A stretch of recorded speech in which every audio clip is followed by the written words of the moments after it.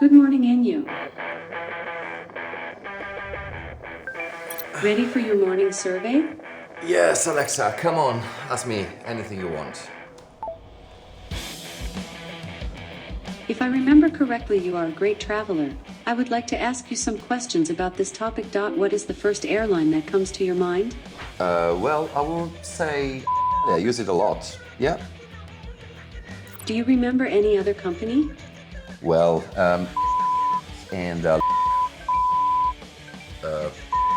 Thanks for your opinion. One last question. Using a scale from 1 to 10, where 1 means not at all and 10 means very much, how satisfied are you with your last flight?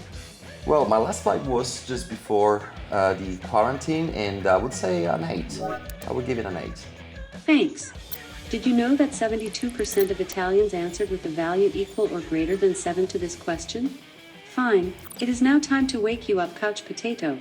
Remember that today you have to present your speech at the ESOMAR Insight Festival. Yeah. Hey Alexa, is there any survey about coffee? No, today there is no survey about this topic, but if you want to express your opinion, just tell me. Well, I just want to say that I just changed the pods, and these are from and I would say that I prefer the ones. Thank you for the coffee.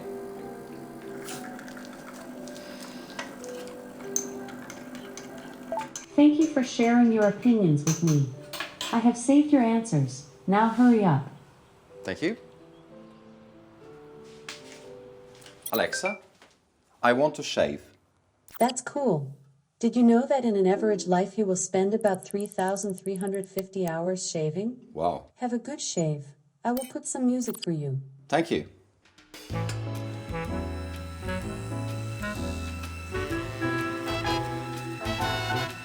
Sorry for interrupting the music, but I'm too curious.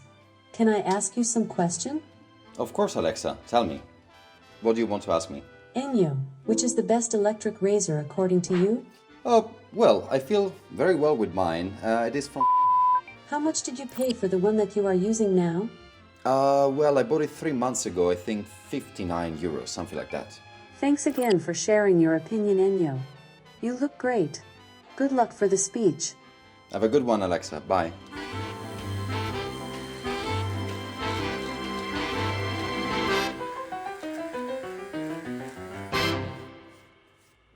Alexa, please bring me to the office. I'm very, very late. Ennio, there is a bit of traffic to get to the office at the moment. The fastest way is via Leonardo da Vinci and you will get to the office in about 16 minutes. That's okay. That's fine.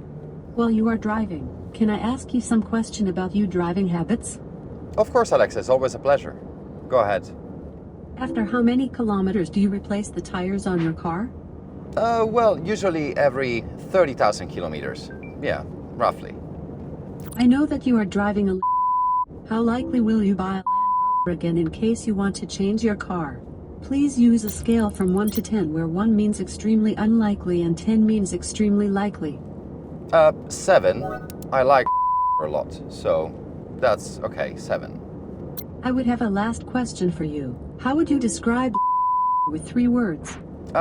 I would say freedom, wilderness, and adventure. Thanks a lot, Ennio. Have a safe driving. Thank you, Alexa. But well, hold on. Bring me to a beach. I don't want to do the speech at the office. Come on. According to my database, the nearest beach is just 14 minutes away. Do you want me to bring you there? Oh, yeah, come on, let's go there, Alexa. At this beautiful place, I can finally launch my speech. But let me make a preamble before starting deep diving into the paper. In quantitative market research, we have 3 main challenges. The first one is to find motivated respondents. The second, to keep their attention. And the third is definitely they don't have to leave the questionnaire. In 2020, we have entered in an almost completely digital era. The risk for market research is to find respondents that are less motivated and definitely more distracted. Follow me on this equation. The respondent of 2018 is, of course, and it's clear for everybody that it's not the same of the one of 1998. But the respondent of 2018 is as well not as the one of 2020. The reason behind that is that we switched from being multitasking to be kind of ultratasking. Our digital presence, and this, includes everybody, of course, more the youngest, biased is very different. I mean, we are much more digitally organized. Using Kati, Kawi or face-to-face is of course still valid. I mean, nothing bad with it. The point is that sometimes, just sometimes, it's like playing an NBA final, like Game 7 with some Converse All-Star. The point is that we have to change gear. And it's like, you know, smart speakers, smart devices in general are making smart respondents. So using exclusively in traditional methodologies can lead us to a big bias. That's the problem. But let's move under the shade now. It's too hot here. Every social media is different, and the population of it will be very different. So you can take a look here at this table and see that each of them has got a kind of a field where it's performing better. So probably you're going to use Instagram for fashion and cosmetics, of course LinkedIn for B2B, Facebook is almost with general population, or if you want to get like Gen Z, probably TikTok is the best way to go. Of course, it's going to be key to make a great mix out of them in order to avoid bias and, you know, be on the safe side. We have two main ways to intercept these people with a sponsored ad. The first one would be with a click to web link. It means that people are seeing the ad, and by clicking on that, they are just going straight to the questionnaire, normally a Kawi questionnaire. Another option would be to use a more like a landing page. So actually they will subscribe to a page, leaving their data in order to be contacted on a second moment. For our case study, the target was not easy at all. Actually, we wanted to find mothers in the US with children up to 1 year. And of course, traditional ways to recruit people and traditional methodologies were not probably the best way to do so. What we did, we wanted to go a little bit smarter, and we've used social sampling to do that. I will tell you in a few words what it is. You know, social media offers the possibility to target audiences by age, gender, region, and overall interest and behaviors. It was very easy. We just sponsored a post, and you know, the mothers were just committed to the topic, and they wanted to start to be part of our panel. So in order to summarize, using social sampling means first create a sponsored ad and decide an audience, of course. Second one, people are seeing that, they are clicking on that. With a landing page, they are leaving their contact data. We have contacted them in order to make a screener and be like extra sure that they were falling into the target group. And then they were installing the Alexa skill, because this is what was very special in the study. Instead of interviewing them with a Kawi interview, they were going to, you know, give their experience as a mother through Alexa every week for 9 weeks. So this was the special part. With this approach, we could collect 1,564 contact data of mothers, and out of them, 300 actually decided to join our survey. We also kept 153 as a reserve in case of sample mortality. Our research has been based on two main pillars. The first one was a structured questionnaire.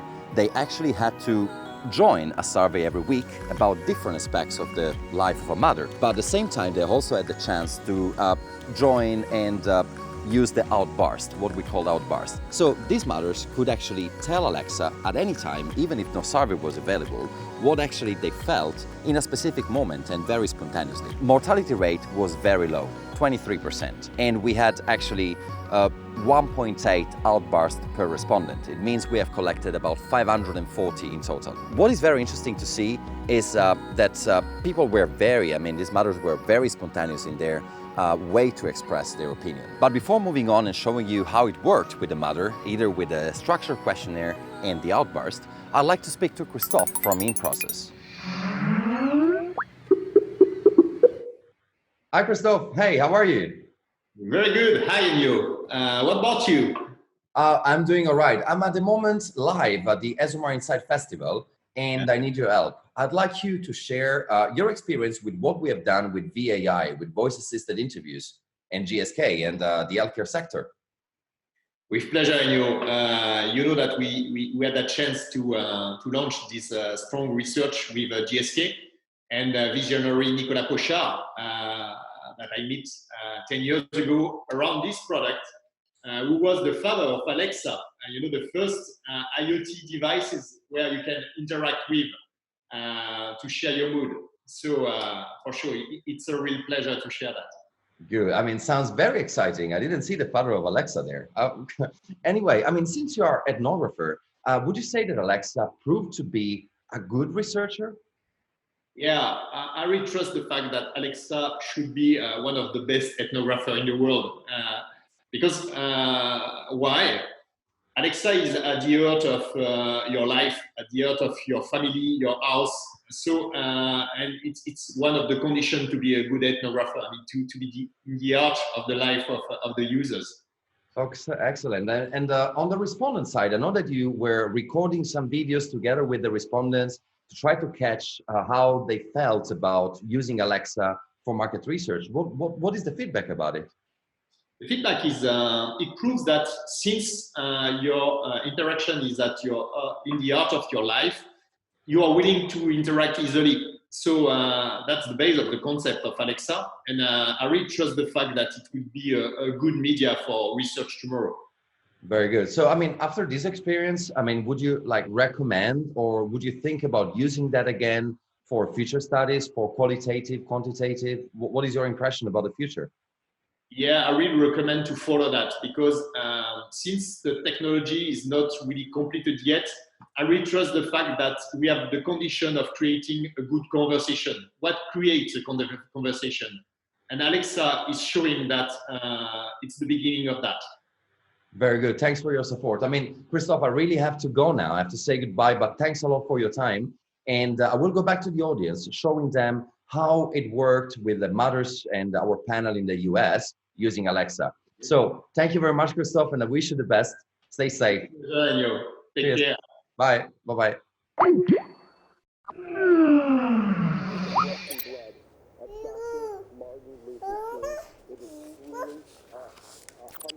Alexa, are there any surveys for me? Not for today, but if you have any opinion to share, just tell me.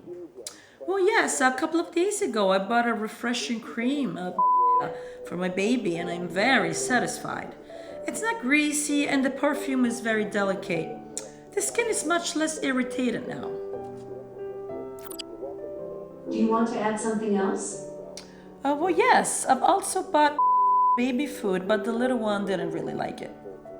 Luna, it is always a pleasure to learn from your opinions. It's a pleasure for me too. Hey guys, I mean, actually we can identify very easily three strengths in this approach. The first one is that the respondent is very spontaneous. I mean, she's deciding to tell, to give her opinion about a product, and she's free to do so. Second point is the dialogue. Actually, she's doing that hands-free, so it is looking like a natural dialogue.